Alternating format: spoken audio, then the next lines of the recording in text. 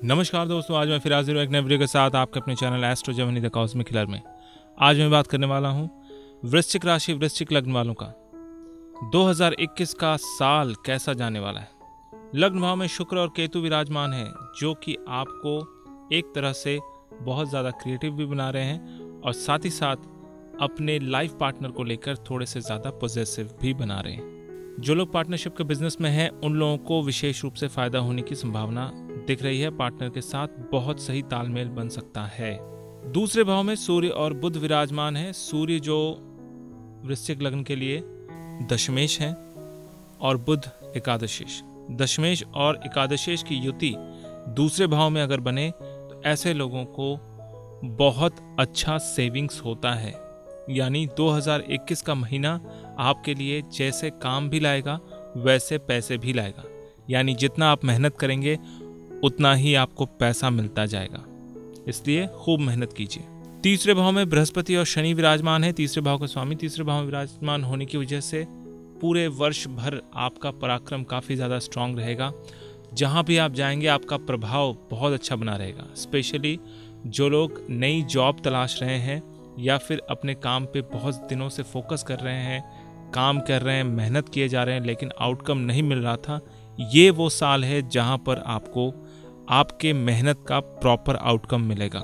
चौथे भाव में कोई ग्रह नहीं है। चतुर्थेश शनि जो है वो तीसरे भाव में विराजमान है। तो जैसा कि मैंने कहा, जैसा काम करेंगे वैसा आपको फल मिलेगा। यानी मेहनत टूट के कीजिए और मेहनत का फल उचित मिलेगा। साथ ही साथ अगर आप अपने लिए अपने घर को खरीदने का प्लानिंग कर रहे हैं तो शायद इस साल आपका घर बन जाए या आप अपना एक घर खरीद ले, प्रॉपर्टी खरीद लें। पांचवें भाव में कोई ग्रह नहीं है। पांचवें भाव के स्वामी गुरु जो है वो विराजमान है नीच के होकर शनि के घर में, शनि के साथ, यानी तीसरे भाव में।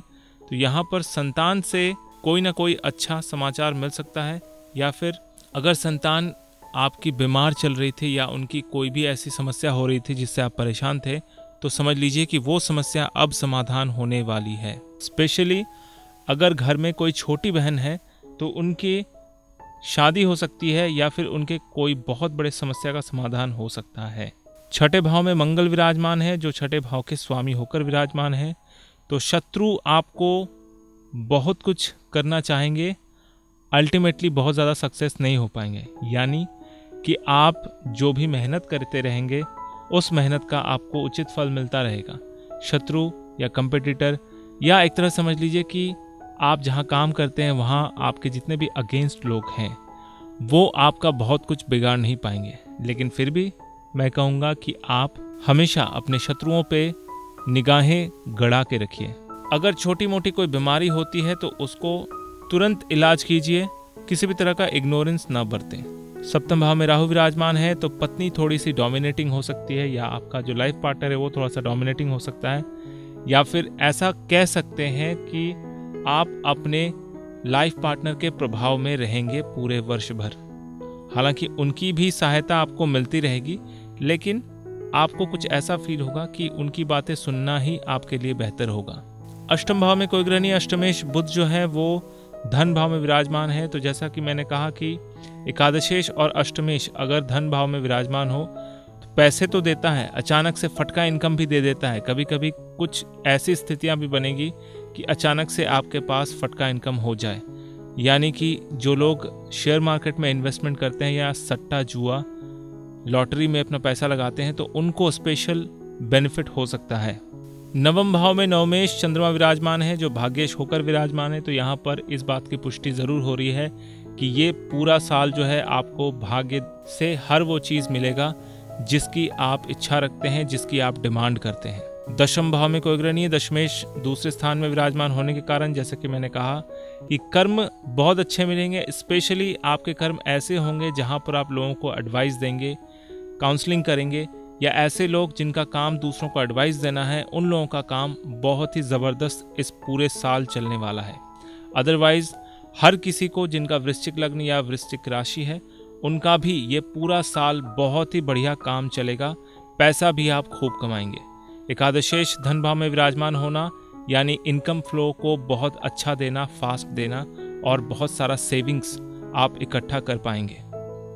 द्वादश भाव में कोई ग्रह नहीं है। द्वादशेष लग्न भाव में विराजमान होने की वजह से आपको कभी कभी छोटा छोटा नुकसान या खर्चा या एक्सपेंसेस बढ़ सकते हैं। कहीं ना कहीं घूमने जाने का प्लान हो सकता है, या फिर ऐसा भी हो सकता है कि बहुत दिनों से आप घर में बंद होने के कारण कुछ रिफ्रेशमेंट करने के लिए कई बार आपको बाहर घूमने जाना पड़े, जैसे छोटे छोटे वेकेशंस में जाना पड़े। ओवरऑल ये साल आपके फेवर में ही रहेगा। बस 2 बातों का ध्यान रखना है, अपनी सेहत का ध्यान रखिए और खर्चों में लगाम रखिए।